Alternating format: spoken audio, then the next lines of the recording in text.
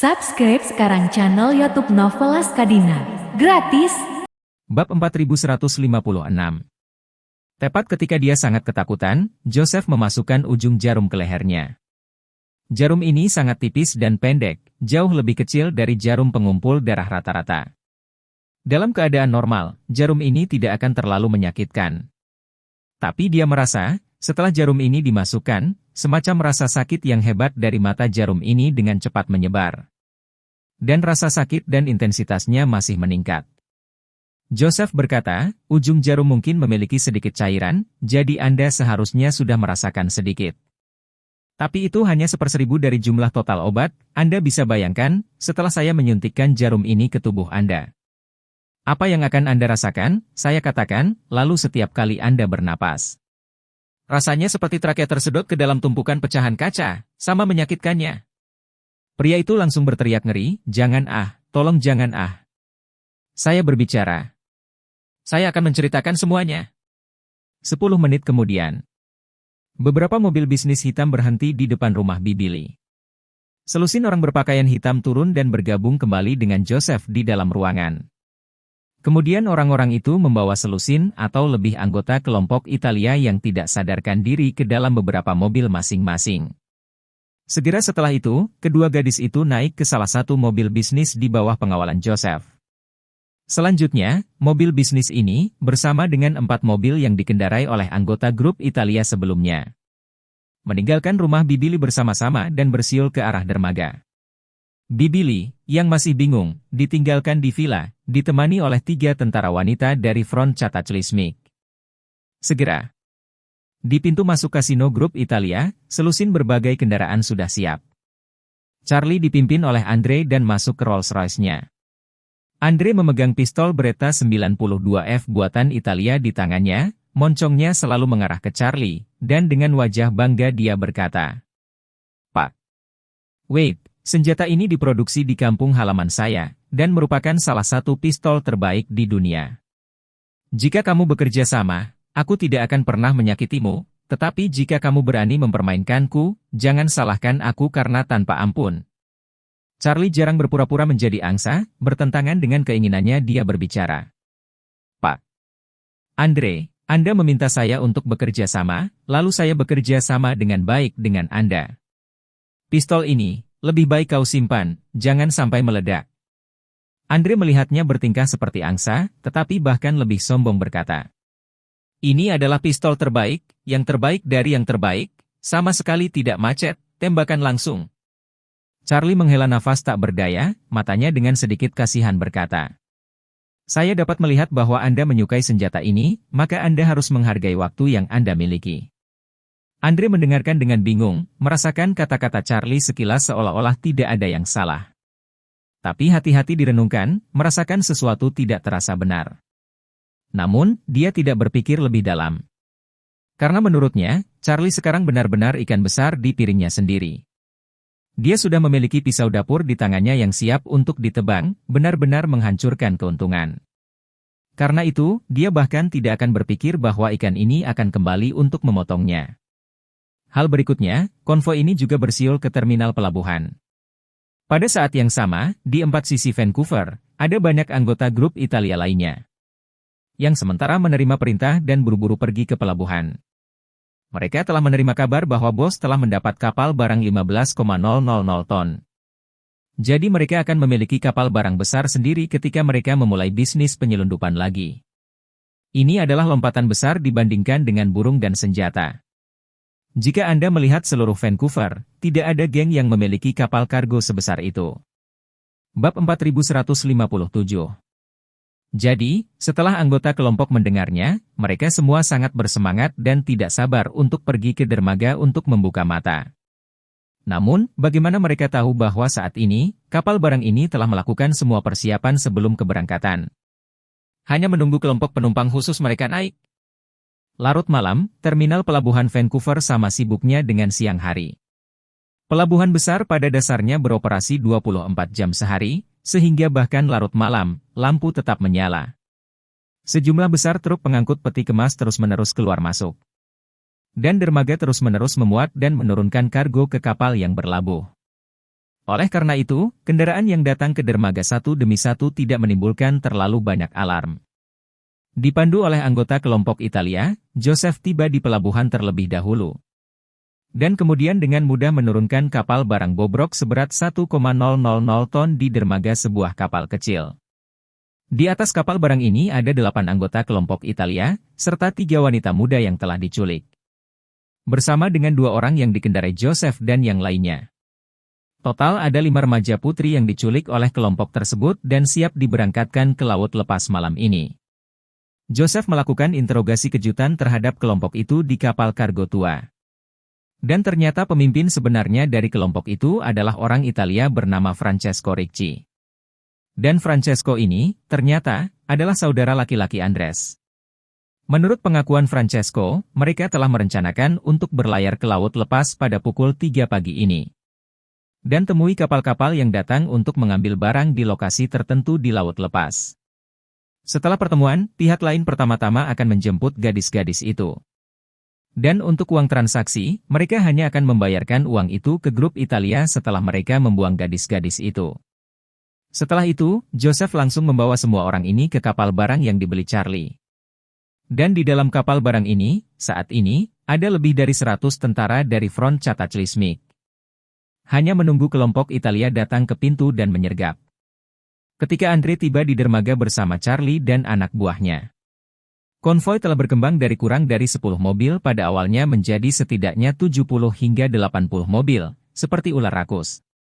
Banyak dari orang-orang yang menerima perintah untuk pergi ke dermaga sendirian atau dalam kelompok 3 atau 5 orang. Setelah bertemu dengan konvoi Andre, bergabung dengan konvoi secara langsung, sehingga ukuran tim meningkat, meluas ke segala arah. Pada saat mereka tiba di dermaga, konvoi telah membentang hampir 1 kilometer. Charlie membeli kapal kargo, dengan pernyataan keberangkatan kosong, jadi tidak berlabuh di dok pemuatan. Sehingga lokasinya relatif jauh lebih tenang dibandingkan dengan area loading. Sebagian besar kapal yang merapat adalah kapal barang yang belum mulai antre untuk memuat, sehingga kapal semuanya gelap. Di sisi lain, kapal barang Charlie berbobot 15,000 ton menyala saat ini. Melihat dari jauh di bawah, orang bisa melihat tanda-tanda aktivitas personel di geladak dan di dalam jembatan. Sepertinya akan berlayar, dan personel ini, sepertinya kru membuat persiapan sebelum berlayar. Andre memandangi kapal kargo besar yang berhenti di depannya, jauh di dalam hatinya bersemangat, bergumam. Kapal ini benar-benar besar. Pada saat ini, dia tidak sabar untuk naik ke kapal dan berdiri di haluan kapal dan berteriak. Saya adalah raja dari Vancouver. Dengan kapal seperti itu, kekuatan kelompoknya juga dapat ditingkatkan banyak. Dan ke depannya, banyak hal juga yang bisa dilakukan atas nama bisnis pelayaran. Kelompok Italia yang dia kuasai, di seluruh Vancouver, hanya dapat dianggap sebagai geng lapis kedua. Meskipun ia selalu memiliki ambisi untuk naik ke tingkat berikutnya, tetapi tidak dapat menemukan jalan. Tapi sekarang semuanya berbeda. Dengan kapal ini, grup memiliki lebih banyak kemungkinan dan ruang yang lebih luas. Mungkin, kapal ini adalah tempat di mana mimpinya dimulai. Memikirkan hal ini, hatinya bahkan lebih tidak sabar. Bab 4158. Setelah mobil berhenti di dermaga, Andre tidak sabar untuk mendorong pintu dan keluar dari mobil. Segera setelah itu, puluhan mobil di belakang di dermaga pantai diparkir berturut-turut. Andre berjalan ke sisi lain kursi belakang, membuka pintu, mengarahkan pistolnya ke Charlie, dan berkata sambil tersenyum. Pak. Wait, tolong keluar dari mobil. Charlie berpura-pura berjalan keluar dari mobil dengan kesal. Tampak seolah-olah dia menahan, tetapi di dalam hatinya, dia sudah bahagia. Dia benar-benar tidak menyangka bahwa Andre ini sangat pandai membodohi dirinya sendiri ke dalam jebakan. Dia hanya melemparkan umpan di depannya, sebelum dia bisa menarik ikan dengan benar. Ikan itu justru berinisiatif menggigit Kyle. Dan juga sekelompok ikan dengan raja ikan, dengan antek-anteknya berkumpul untuk menggigit Kyle. Perasaan perlindungan ledakan batang semacam ini, cukup asam hingga ekstrim. Seluruh proses memancing sangat lancar, setiap langkah pengembangan, semua dalam kendali Charlie. Pada saat ini, lusinan mobil lain juga turun satu setelah membawa total 2 atau 300 orang. Kelompok orang ini melihat kapal di depan mereka, dan masing-masing dari mereka sangat bersemangat. Beberapa dari mereka berteriak, "Bos! Karena kapal ini sekarang milik kita harus membawanya ke laut lepas dan mengadakan pesta besar di Geladak untuk merayakannya." Proposal ini segera disetujui oleh semua orang, dan ada sorakan. Orang lain berteriak, "Kalau begitu kita harus mendapatkan lebih banyak gadis seksi. Dan dapatkan seorang DJ untuk menghidupkan suasana." Mendengar ini, orang banyak bersorak lagi. Grover berkata dengan ekspresi puas di wajahnya, "Jika kita mengadakan pesta, kita harus menyiapkan lebih banyak anggur, dan ketika aku mabuk, aku akan tidur di Geladak." Andre juga bangga pada dirinya sendiri dan berkata sambil tersenyum, "Jangan khawatir, besok malam kita akan mengadakan pesta super di sini yang belum pernah terjadi sebelumnya di geng Kanada." Setelah mengatakan itu, dia melihat ke arah Grover dan berkata dengan serius, "Kuo, kamu yang akan bertanggung jawab atas ini." Grover berkata dengan penuh semangat, "Bos, jangan khawatir, aku pasti akan membuat pesta ini seru." Andre mengangguk puas, menatap kru di Geladak, dan berteriak, "Hai, turun dan buka palka untukku." Kapal kargo besar karena ukurannya sendiri berlabuh di pelabuhan.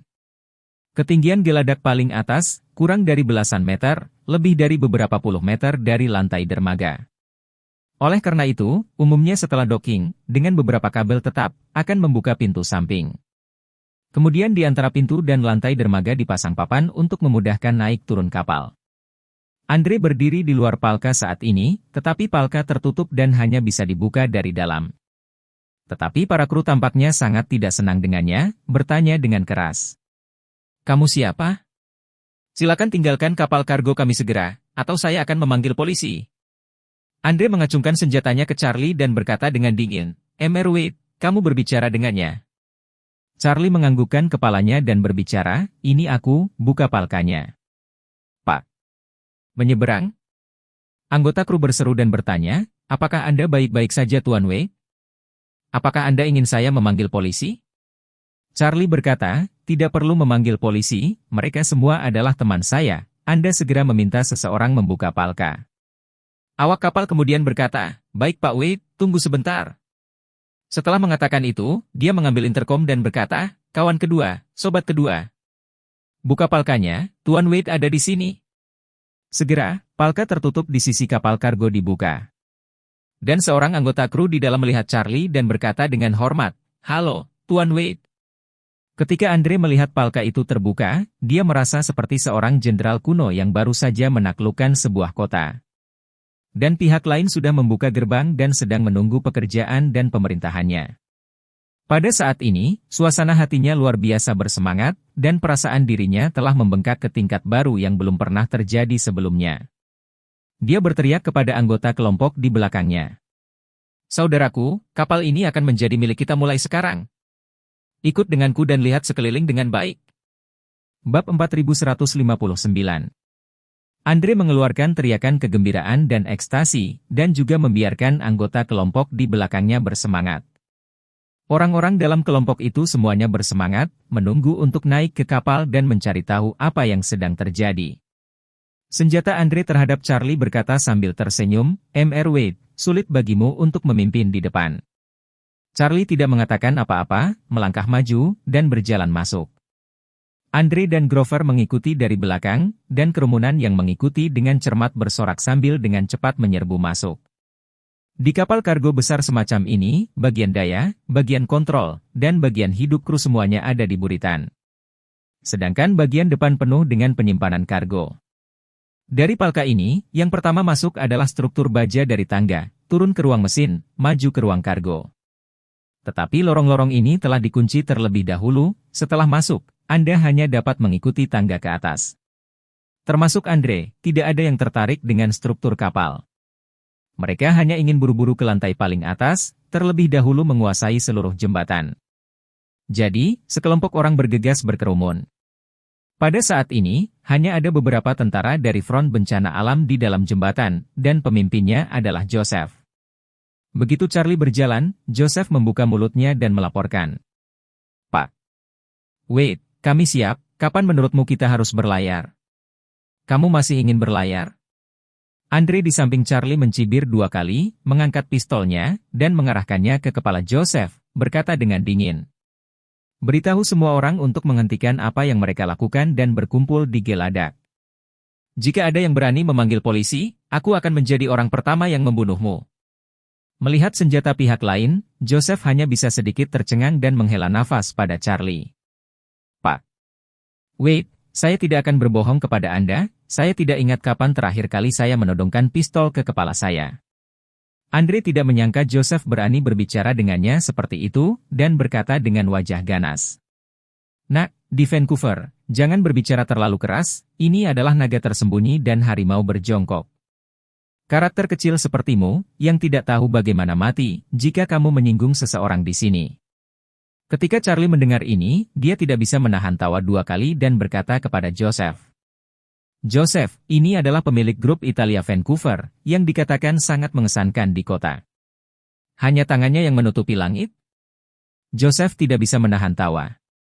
Pak Wade, aku tidak akan menyembunyikannya darimu, meskipun bawahanmu tidak berbisnis di Amerika Utara. Tapi saya masih memiliki pengetahuan tentang situasi di Vancouver. Mengatakan bahwa dia dengan jijik memandang Andre dan mencibir. Tempat kecil ini, total kurang dari 1 juta orang, 5 kata, naga tersembunyi dan harimau berjongkok. Ini jauh dari bisa dibicarakan, paling-paling, itu bisa dianggap campuran ikan dan naga. Namun, tempat ini tidak dengan populasi yang besar, tetapi gengnya sangat banyak. Sejujurnya, pada dasarnya negara-negara dengan populasi yang lebih besar, ada lebih banyak imigran di sini. Jadi mereka akan membentuk kelompok kecil mereka sendiri, dalam skala. Orang Italia bahkan tidak bisa masuk peringkat 3 besar, dalam hal kekuatan tempur, itu bahkan bukan 5 besar. Pada tahun-tahun sebelumnya, bahkan orang Vietnam dapat menekan mereka dengan palu ke tanah. Jika bukan karena kebangkitan geng Cina, geng Vietnam dipukuli sampai habis, dan geng Italia akan dipukuli kembali ke Sisilia. Balimatar kamu sialan mencari kematian. Kata-kata Joseph langsung membuat marah semua anggota geng termasuk Andre. Andre bahkan membuka palu pistolnya, dengan sikap bahwa jika kamu mengatakan yang sebenarnya lagi, aku akan menghabisimu. Meskipun mereka semua tahu bahwa geng mereka benar-benar tidak berada di peringkat 3 besar di Vancouver. Dan mereka juga tahu bahwa kekuatan tempur mereka tidak berada di peringkat 5 besar. Bab 4160. Tetapi kata-kata seperti itu yang diucapkan oleh seorang pelari perahu benar-benar membuat mereka merasa terhina 2 kali lipat. Terutama kalimat terakhir Joseph, bahkan menusuk titik lemah mereka. Geng Italia benar-benar tidak beruntung selama bertahun-tahun. Alasan mereka dulu berhasil di Kanada sepenuhnya karena mereka datang lebih awal. Imigran Asia belum masuk secara massal ke Vancouver, mereka telah keluar dari Sisilia. Di Amerika Serikat dan Kanada masing-masing membentuk pasukannya sendiri. Namun, setelah Perang Vietnam, sejumlah besar pensiunan dan tentara Vietnam yang kalah datang ke Kanada. Dan dengan kualitas militer mereka yang unggul, mereka segera mengambil tempat di sini. Sejak itu, grup Italia tidak memiliki waktu yang baik.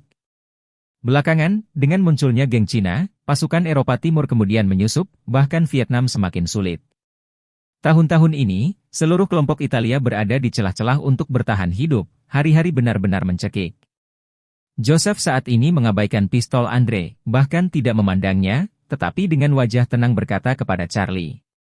Pak Wade, hanya Vancouver ini dengan kurang dari 1 juta orang di tempat kecil ini, jika Anda tertarik.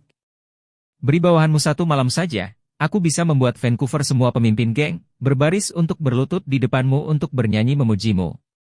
Omong kosong. Sekelompok anggota kelompok Italia hampir menyerbu keluar, dan bahkan Grover sangat marah. Meskipun Andre tidak tahu persis bagaimana menyanyikan penaklukan, tetapi dia juga tahu bahwa pernyataan ini sama sekali tidak menempatkan dirinya di mata.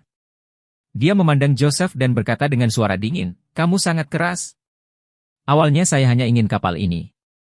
Saya tidak ingin melakukan apapun kepada Anda anggota kru, tetapi karena Anda sangat tidak peka, jangan salahkan saya karena tidak sopan kepada Anda." Joseph melirik Andre dan berkata dengan acuh tak acuh, "Satu-satunya alasan kamu masih hidup adalah karena Tuan Wade ingin kamu tetap hidup. Kalau tidak, kamu akan mati saat kamu mengarahkan senjatamu ke arahku." Ketika Grover mendengar ini, dia menjadi marah dan menunjuk Joseph, menggertakkan giginya dan mengutuk. "Apakah kamu pernah ditendang di kepala oleh keledai? Pelari perahu sialan, dan masih berani meledakkan omong kosong semacam ini. Kamu benar-benar berpikir hidupmu terlalu panjang. Joseph tersenyum tipis dan bertanya kepada Grover dengan rasa ingin tahu, aku tidak begitu mengerti mengapa kamu, seorang Cina, bekerja sebagai anjing dengan orang Italia. Grover menjadi marah dan mengutuk dengan gigi terkatup. Daen, siapa yang bilang aku anjing? Saya yang kedua dalam komando grup? Joseph mengangguk dan tertawa, perintah kedua yang baik, jangan khawatir, aku pasti akan menjagamu di masa depan. Grover tidak tahu saat ini, apa yang dimaksud Joseph dengan apa yang disebut lebih peduli. Dia hanya tahu bahwa martabatnya, pada saat ini, telah diprovokasi dan dihina tidak seperti sebelumnya. Dia segera berkata kepada anggota geng di sekitarnya. Kalian, seret Balimatad ini ke geladak dan pukul dia dengan baik. Ngomong-ngomong, sobek mulutnya untukku. Beberapa anggota geng itu segera bergegas ke Joseph dengan agresif. Saat mereka berjalan, mereka dengan sengaja menjentikkan jari mereka. Joseph memandang Charlie tanpa mengubah wajahnya dan dengan hormat berbicara, Tuan. Wait, tolong beri perintah. Grover mau tak mau meludah dan mengutuk, aku benar-benar yakin padamu, kau masih tidak lupa berpura-pura menjadi anjing kecil saat sekarat. Saya pikir nama keluarga Anda adalah PU55Y, Raja PU55Y yang sering dikatakan orang adalah Anda, kan? Ekspresi Joseph sangat dingin, tetapi dia tidak menatapnya tetapi diam-diam menunggu perintah Charlie.